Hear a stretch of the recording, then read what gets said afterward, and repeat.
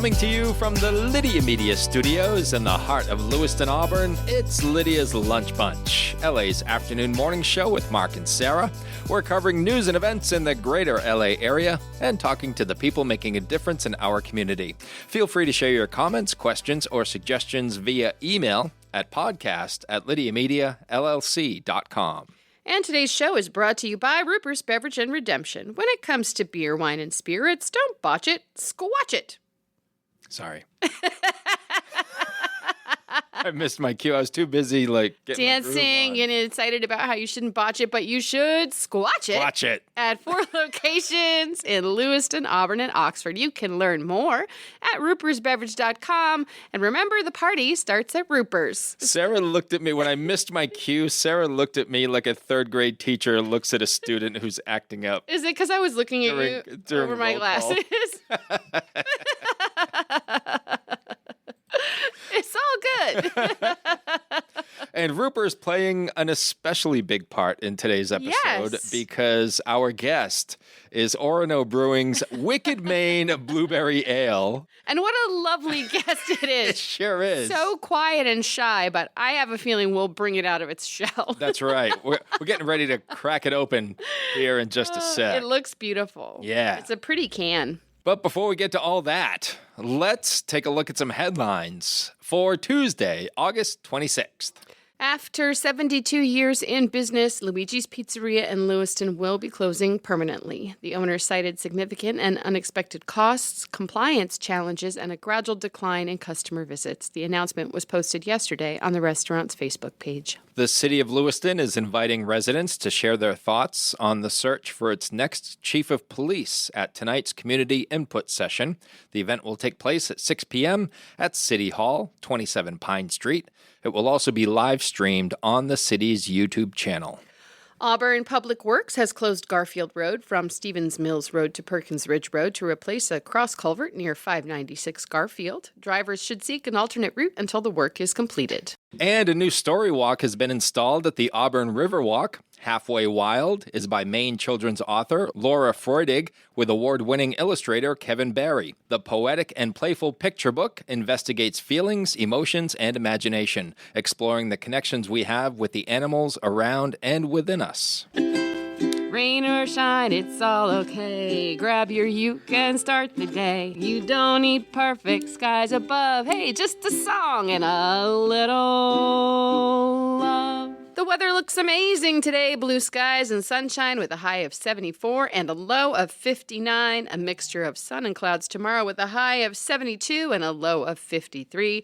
Mostly sunny on Thursday with highs in the mid-70s. In sports, Jarren Duran hit a 3-run homer and Roman Anthony added a solo shot to lead the Red Sox over the Orioles 4-3. They'll play again tonight at 6:30 in Baltimore with Lucas Giolito on the bump for Boston. All right. And former Maine Nordiques forward Grant Conan is committed to furthering his education and hockey career at the University of Wisconsin River Falls. Conan is one of the 13 Nordiques to make a college hockey commitment. That's impressive. It is. 13 kids. That's moving amazing. on from the Nords. Yeah. That's your news, weather, and sports. And right now it's time for the podcast segment that is Swimming the Twin Cities. It's time for famous people birthdays. They're famous.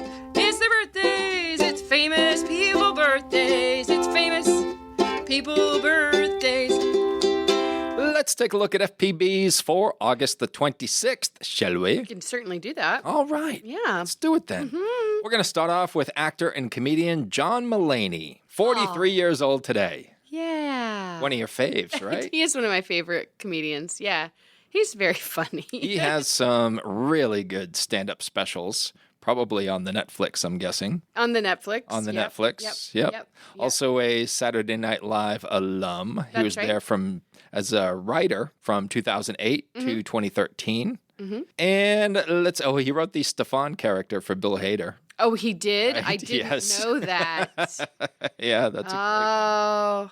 He also voiced the voice of Spider-Ham, which is the actual character from Into the Spider-Verse, which we call him Spider-Pig. Actor Macaulay Culkin is 45 years old today. Oh, man, little baby Macaulay Culkin. Little baby Kevin McAllister. Oh, man. 45. Home Alone came out in 1990. That's nuts. 35 years ago. Oh, yeah. Macaulay wrote an autobiography called Junior in 2006, which described his experiences with stardom and the relationship with his father. He was also a member and lead singer of the comedy rock band The Pizza Underground. Oh, wow. And That's cool. And in 2018, he became the publisher and CEO of Bunny Ears, a satirical pop culture website and podcast. Yeah. Melissa McCarthy. Man, today is a good day, huh? 55 years old today. She's something. She is something. She is one of the funniest ladies. Absolutely. She was on Mike and Molly with Billy Gardell, and she was on The Gilmore Girls. Yes, she played Suki. And she was in some great movies as well.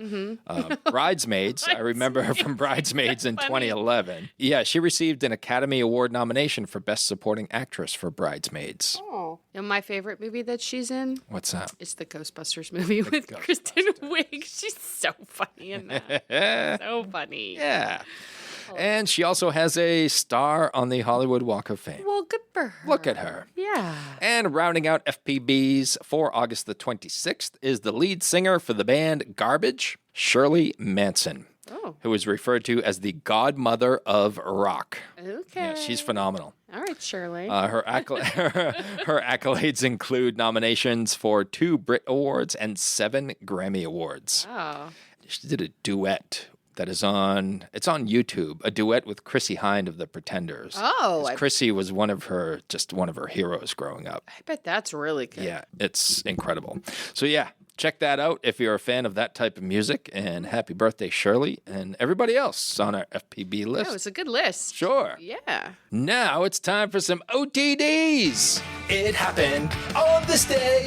It happened on this day. It happened on this day. Wow. 28 years ago in 1997, I know you'll really appreciate this, Mark, Creed released their debut album, My Own Prison. I'm not the biggest Creed fan. No? I know people who are really into Creed, but yeah, it's just it never caught on with me. Not into it. I can respect what they do. All right. I just don't have to listen to it. 51 years ago in 1974, Charles Lindbergh, the first man to fly solo nonstop across the Atlantic, died at his home in Hawaii at the age of 72. What a trip that must have been. I can't even imagine. Oof. Yeah, 50. And not speaking of trips, 55 years ago in 1970, Jimi Hendrix made his last public appearance at England's Isle of Wight Pop Festival. He shared top billing with Bob Dylan, Joni Mitchell, and Richie Havens. He would die less than a month later. Just Jimmy with Bob Dylan alone would be incredible. But add Joni Mitchell and Richie Havens? Yeah. Sign me up. Sign me up. 105 years ago in 1920, the 19th Amendment guaranteeing American women the right to vote was declared in effect. Woo-hoo. 105 years we've been able to voice our desire. Just 105. 118 years ago in 1907, Harry Houdini jumped off a bridge over the San Francisco Bay with his hands tied to a 75-pound ball and chain. He swam to the surface in less than 2 minutes. Minus said attachments. Can you imagine trying to swim to the surface with a 75-pound ball and chain? I don't think that's going to work out too well for you. No, I'm surprised this worked out at all. Yeah. I mean, if you really think about it. This is what people used to do before the internet. And then it would take weeks for people to find out about it. Yeah. Oh, did you see? Harry Houdini jumped off the bridge. Oh, when? About a year and a half ago. Oh, wow. I bet that was cool. Did he live? I don't know. Let me find out. I'll get back to you in 3 years. 3 to 6 months. Yeah, nowadays, that type of stunt would be a TikTok challenge, I think. Right? Everyone's doing it. Everybody. Those are your FPBs and OTDs for August the 26th. Mm-hmm. Whether you want a sit-down meal or a grab-and-go, Pat's Pizza in Auburn offers delicious sandwiches, pasta, salads, and pizza at family-friendly prices. Pat's Pizza, serving the L.A. area since 1985. Open daily from 11 a.m. to 9 p.m. at 85 Center Street in Auburn. Online at patsauburn.com. I suppose we should get down to some business. Business! It's time for our Tasting Tales segment, brought to us by our friends at Roopers Beverage and Redemption. And today, we have Orono Brewing's Wicked Maine Blueberry Ale. We sure do. It is 5% alcohol by volume. And according to the Orono Brewing website, they say, we love wild Maine blueberries. Wicked Maine Blueberry Ale features wild blueberries from Wyman's, a fourth-generation Maine business, and one of the leading growers of wild blueberries on the planet. The planet? We brewed this blueberry beer with a light malt and hop recipe to highlight the delicious flavor of wild blueberries. Ready? I am. Ooh.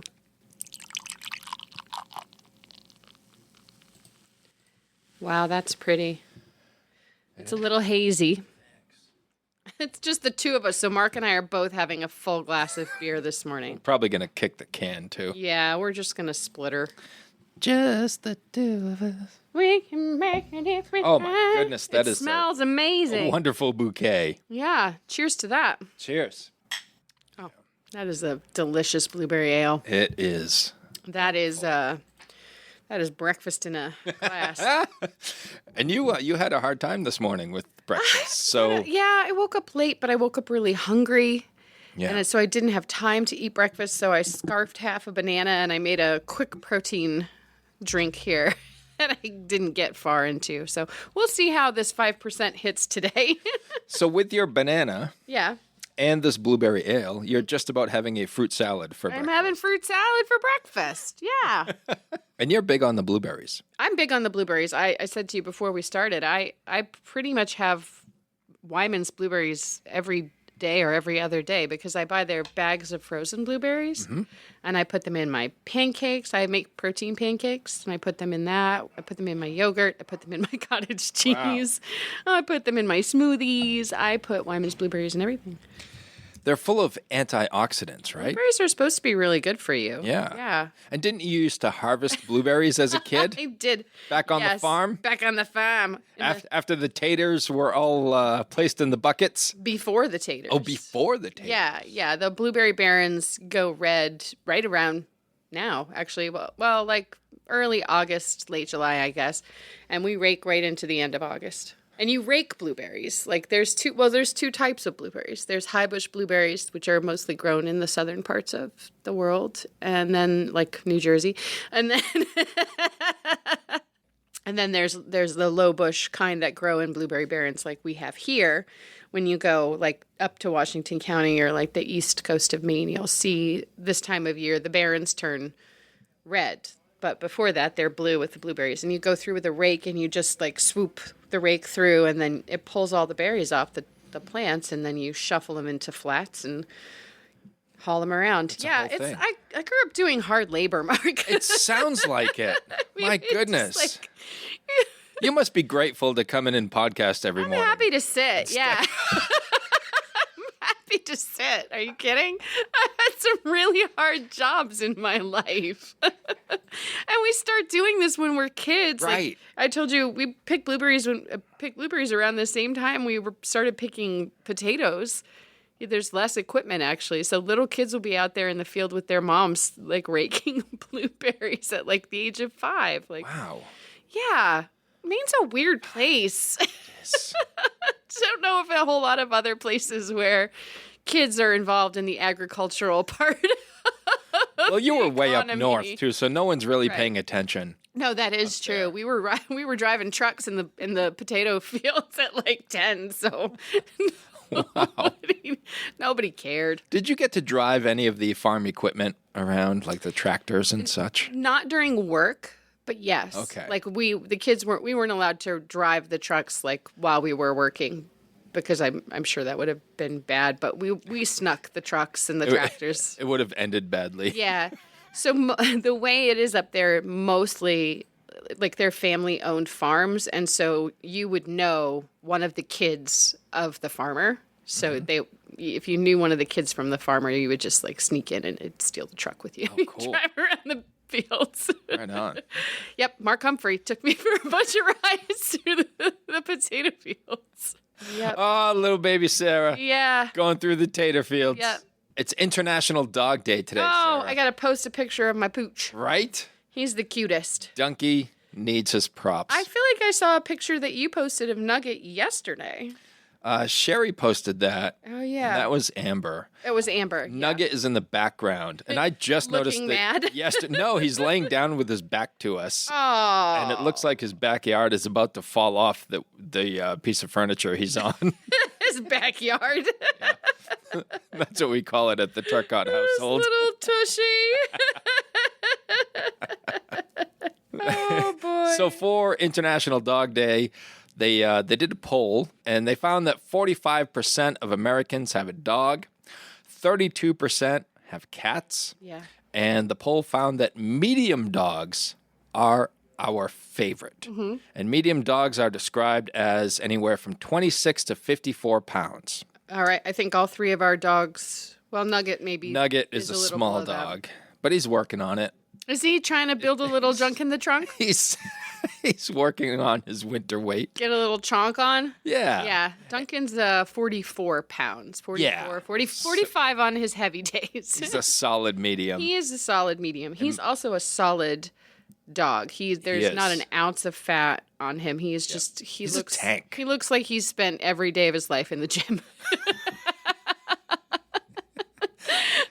He's so funny. Yeah, my Amber she goes between 36 to 38 pounds, so she's right in that range as well. Yeah, she's a little lighter than he is. Yeah. She's taller, I think. Than She is. Dunk, right? She looks like a deer or a kangaroo. Yeah, she does. depending. Both those things are true. Yeah, she definitely Yeah, does. she's an odd creature. I don't know how to describe Duncan to people. From the top, I always say from the top, Duncan looks like you're looking down on a chocolate lab, but from the front, he looks like a cartoon character. Like you're just not really sure what your brain is seeing when you look at Duncan. And we'll be out walking and people will go, "Oh," and I'm never sure if it's like, "Oh, that's sad," or or "Oh, that's cute." Like I don't know. I'm not sure. I don't really know. I think they're saying he's cute. He is really cute. He's so bad, but he's so good. He's a unique looking dog. He's We'll say he is that. unique. He's super cute. He's pretty cute. Yeah. He loves people. Yeah. He really loves people. He doesn't like other dogs, which is really tough for me because I want to take him places so that he can socialize with the people because he likes them, but I can't trust him to be around other dogs because I don't know. He's fine with other dogs his size, but if he saw Nugget, he'd try to eat him. Oh, I'm sure he would. Yeah, for some reason, little dogs, he's like, no thanks. But also, like, the cats totally dominate our household. Yeah. Like, if one of the cats is eating his food, he'll just stand back and wait for the cat to be done. You don't want to mess with a cat. He's just like, he fully understands his role and where he stands in the hierarchy of our household. And you and I are going to get to brag about our dogs. We are. Next month. Yay. In less than a month, actually, on September 18th for the Golden Paw Awards. That's going to be fun. For the Greater Androscoggin Humane Society, an event. This is the third annual. And our third time being invited to host. Third time MC. emceeing, which is fantastic. That means they like us. Tickets are available for the Golden Paw Awards Yes. if you'd like to purchase Please them. come hang out with us. You can hear the stories of how our pets came to be our pets. Yeah. Because that is a little piece that Mark and I are going to be doing. And I've been writing jokes. You have a great joke. You've heard it. Yes. Well, I've heard it in its early stage. Yes. But you told me after that you're going to continue working on it. Yeah, so yeah, I've been working on it. Yeah. It's dark for some people, but I like it. yeah. So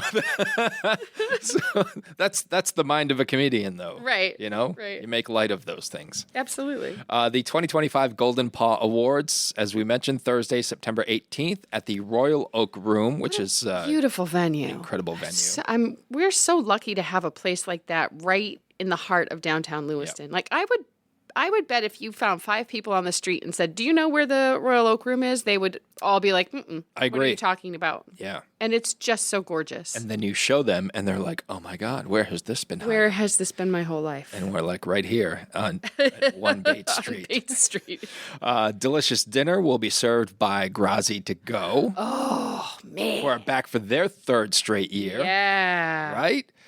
last year they raised over $23,000. Amazing. To help with their cause. Mm-hmm. There's a silent auction that goes on out in the back part of the venue, which is really cool. Yeah. There was a battle royale last year for some golf passes, which was really fun. Yes. This year there's a theme. Has there been a theme before? 50s theme this year. Yeah. I don't think there has been a theme before. I don't think so either. I'm excited about that. I think it'll be cool. I have a perfect polka dot dress. Of course you do. You know me.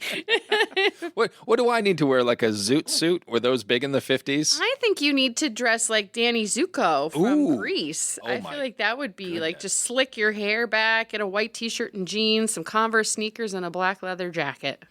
Hey, listen, CLT lets you rent costumes. What? Yeah. All right. Did you know that? I didn't. Oh, they do it all the time. It's like every other weekend, and you can visit their webpage to see when they're open. But at Christmas time, not at Christmas time, at Halloween time, they ramp it right up so that if you want to have a really cool costume, you can go in and you can pick out your costume and then return it when you're done. Man. And then you don't have to have a costume lying around your house that you're Right. never going to use again. Like, when am I going to wear that again? Yeah. I got an entire pirate costume there one year for $25. Nice. I know. And then I went out and bought a pirate costume because I've been doing those murder mystery shows and I need a pirate. I need a pirate costume. I thought it was because you liked it. I liked You're it. like, I kind of want to dress like a I pirate. like this. I'm going to do it all the time. How much did the pirate pay for his piercings?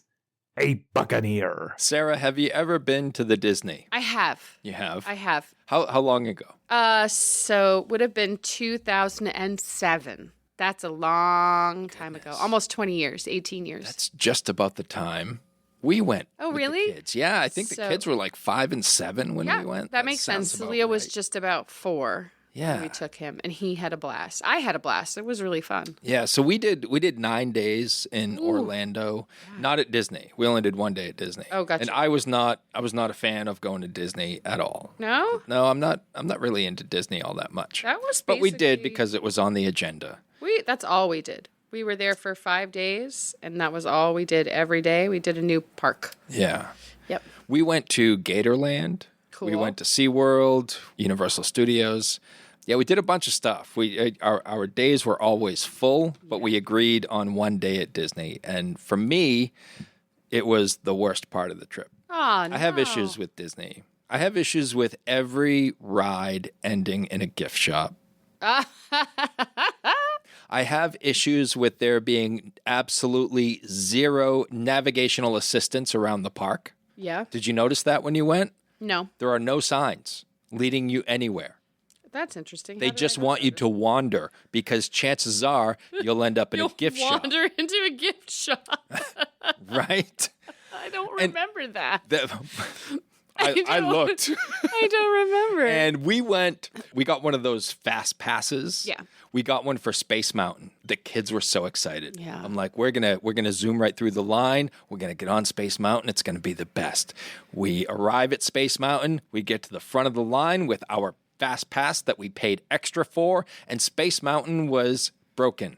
It was closed when we were there. Really? It was closed for repairs. Yeah. How did they sell you a ticket? Well, for your it fast broke pass? like while we were no. walking there. Oh, no. Yeah, there was a long line for it, but we had a fast pass. So we're going in the fast pass line, and we got to the front, and we saw a bunch of man. people in coveralls going around working on Space Mountain. So obviously the kids were bummed, Super bummed. and I we bet. had to bring them to get them to forget about that. We had to bring them to get their faces painted, which costs about $100 a kid. Yeah. You had to bring them to a gift shop. Had to bring them to a gift shop, which wasn't really hard to find. No. That's the one thing you can locate pretty And easily. when we walked into Disney, it's like I felt like giving them my wallet, removing my library card, and like, saying I'll be back for this later. Here, have it. I don't mind spending money on experiences, especially when our kids are involved and all that.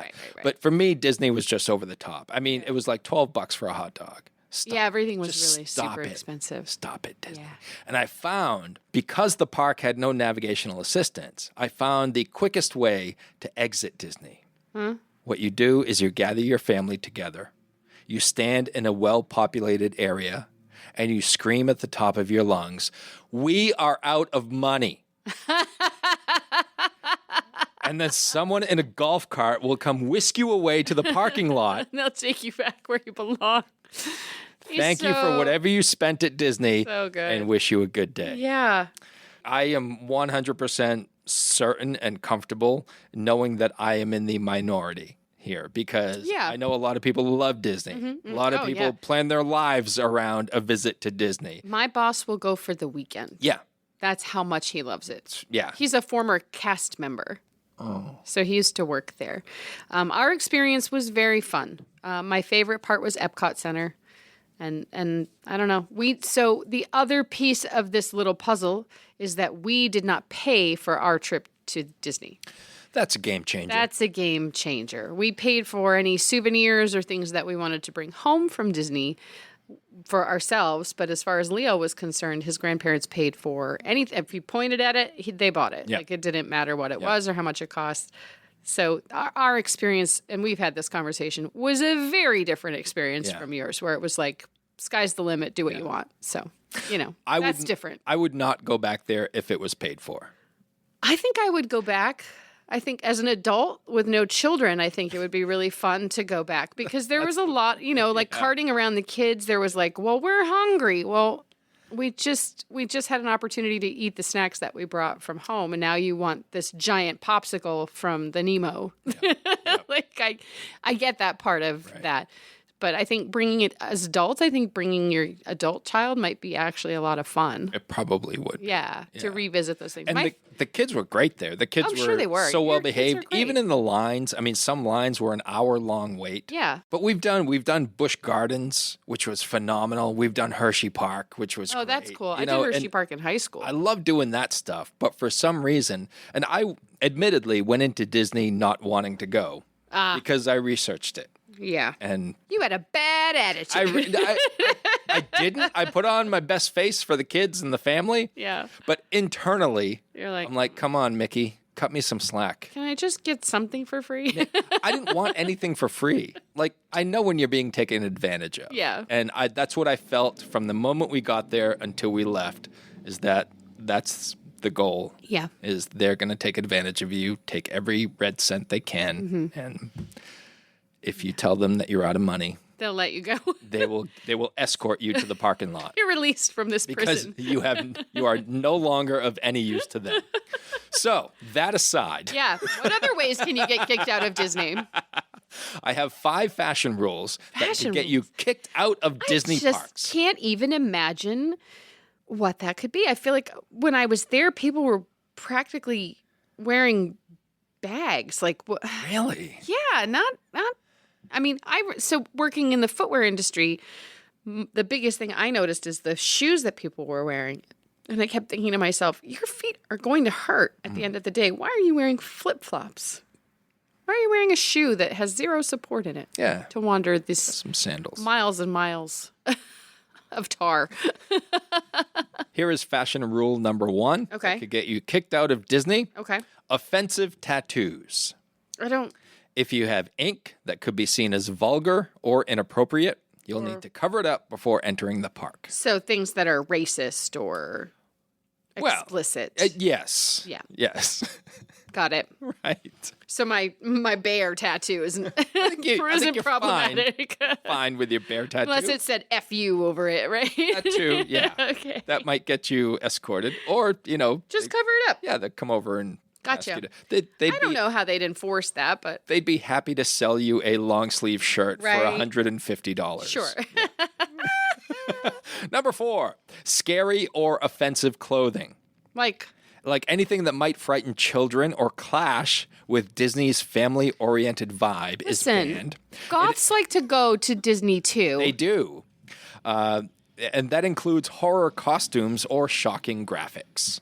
All right. That'll get you thrown out. I mean, a beheading on a T-shirt's probably too far afield from the happiness of Walt Disney. I think you're onto something. Okay, I got you. Okay, Number 3 is revealing attire. Oh, well, listen. Bikinis, crop tops that mimic swimwear, or overly skimpy clothing are off limits. Come on. Shoes are required at all times. Well, yeah.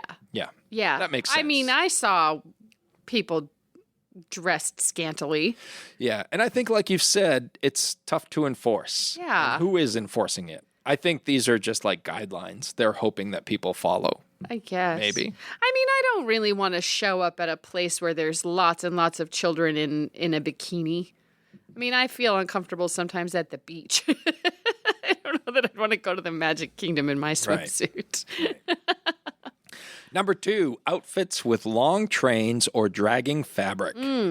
The floor-length gowns, giant capes, or anything that could trip you or someone else in a crowd. Or get caught in the machinery of a ride. Exactly. Yeah, no capes. Disney cites safety concerns, especially on the rides. Yeah. And people are just going to step on your clothing. What about all those little girls in princess gowns, though? Come I on. think that's different. Yeah. Yeah. And the number 1 Oh, boy. fashion rule that will get you kicked out of Disney parks is costumes for adults. What? Kids under 12 can dress like their favorite princess or pirate, Oh. but grown-ups I get it, are though. out of luck. Disney wants their official characters in the parks to be the only ones in costume. It is to preserve the magic for children. Right? And to keep creepy people from being creepy With your kids. with your children. Yes. Yeah, because if some little girl saw, I don't know, a Captain Hook or a Tinkerbell that wasn't actually a member of the cast and ran up to them, Yeah. she could be swooped up. So there you have it. Those are your 5 fashion rules that'll get you kicked out of Disney. And I will try all 5 of them. If the screaming "I'm out of money" doesn't work, That's right. you can go Which for one of those. We know it will work. It will work. That'll get you out. That's right. We'll get you out. Next year marks 30 years of Uncle Andy's Digest. What started as a beloved print publication has grown into Lydia Media, a full-service marketing partner helping local businesses thrive. From LA Metro Magazine and the Lydia's Lunch Bunch podcast to social media management, website design, and advertising across all platforms, we've got your marketing needs covered. If you're a business making a difference in our community, let's connect. Lydia Media is here to tell your story and help you grow. Lydia Media, in business, for business. Learn more at lydiamediallc.com. Did we kick this thing? Yeah, we All sure right. did. Cheers to the wild Maine, wicked Maine blueberry ale from Orono Brewing. Yeah, and thanks to pretty good. Roopers for this as well. You were mentioning, I think you mentioned last week, you're like, next time it's just the 2 of us, we should do 3 random questions. Oh, that's right. Let's. Right? Yes. Let's. Just the 2 of us. Beep, beep, beep, beep, beep, beep, beep. All right, I think you should start. Okay. Mark, Yes! if someone said to you, you have to give this thing up, beginning right now, what would be the hardest thing for you to give up? I'd say doing comedy, I think. Oh. It is, I see it as a wonderful creative outlet. And if I didn't have it, I don't know what I would turn to. I'm not very artistic. I can't play an instrument.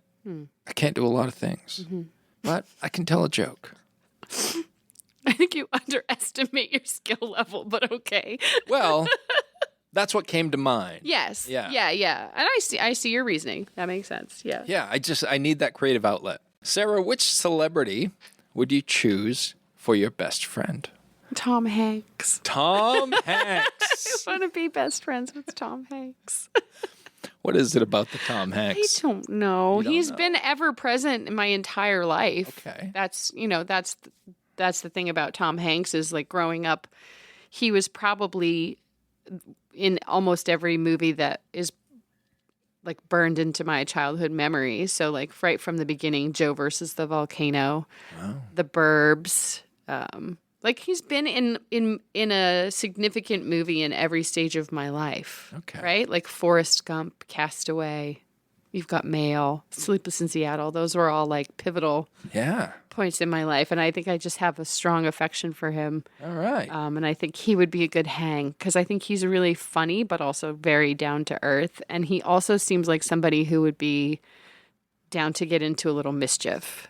Yeah, I think you two could get into mischief. I feel like those are my qualities too. Like Do you think he would use his status to get into mischief? I think he would use his status to get out of mischief, Ooh, but I don't think okay. he would use it to get into it. All right. Yeah. All right. Yeah. I feel like I'm a good hang. I feel like I have some of those qualities too. Yeah. So. I think you two would be dangerous. I think so too. Oh, there's Sarah and Tom again. Ooh, look out! Here they come. All right. What if you could be any type of plant or animal? What would you be? I think it would be a bird. Yeah. I'm envious of birds, obviously because of the whole flight thing. Yeah. But the other aspect is that they fly south for the winter. They get to be where it's They get to warm. be where it's warm.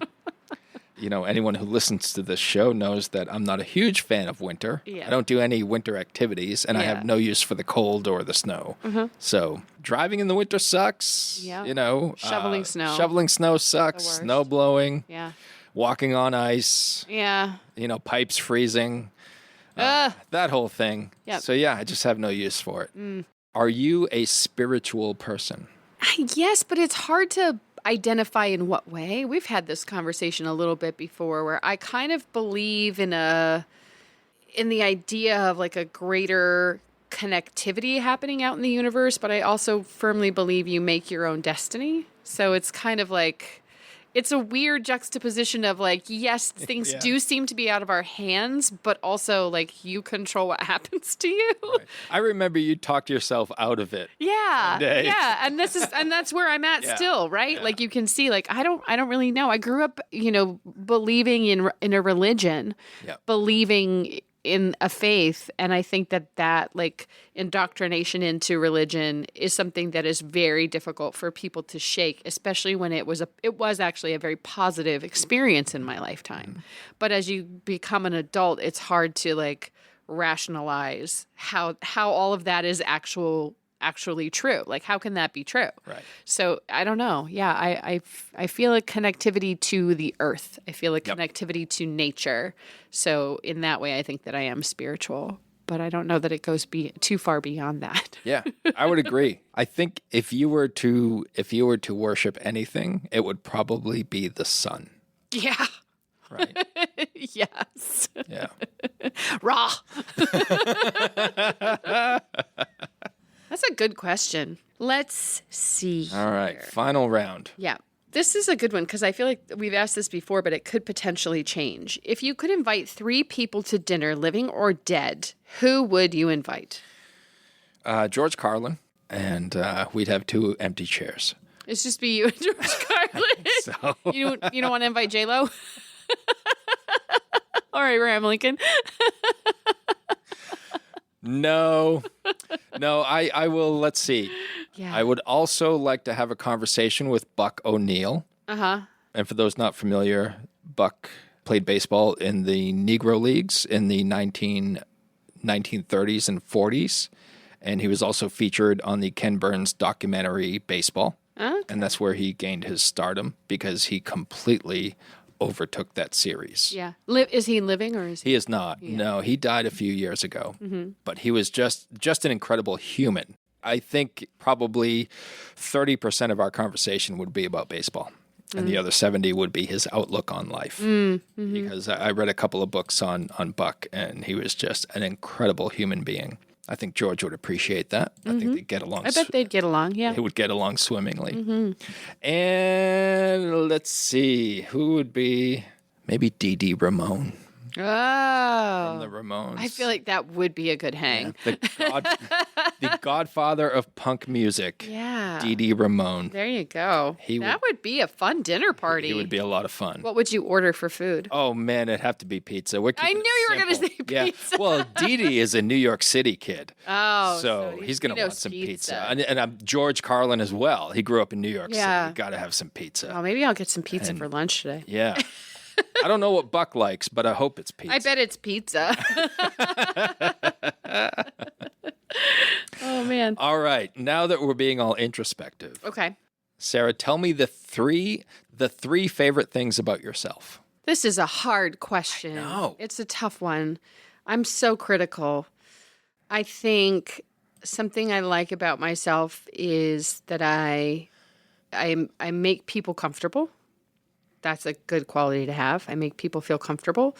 Why is that? Because I grew up feeling uncomfortable, and I want everybody to not have to feel that way. So I always try to be as welcoming and inviting as I can to people, so that and be like that safe space for people, so they know, like, you're cool, it's fine, unless you prove yourself to be otherwise. Until then, we're good. Right. Right? Like, I like to make people feel comfortable.